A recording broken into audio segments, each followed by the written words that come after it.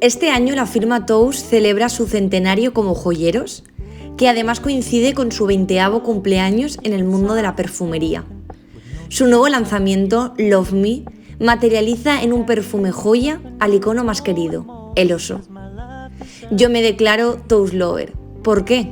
Por lo que me transmite, por cómo es una auténtica joya, por cómo se crea, a mano, y por su estela, eau de parfum polifacético que se mueve entre la ternura y lo dinámico, entre la suavidad y lo intenso, un aroma que representa a la mujer contemporánea.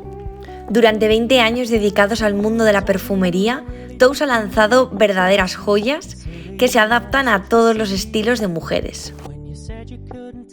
Tous ha creado su test online, que te ayuda a descubrir qué perfume Tous es el más apropiado para regalar o para ti.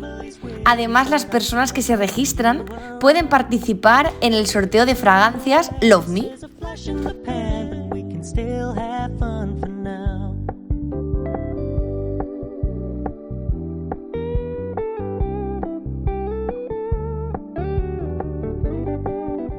La fragancia que más encaja con mi personalidad es Tous de Luminous Gold, una fragancia abierta y fresca con un corazón de flores blancas.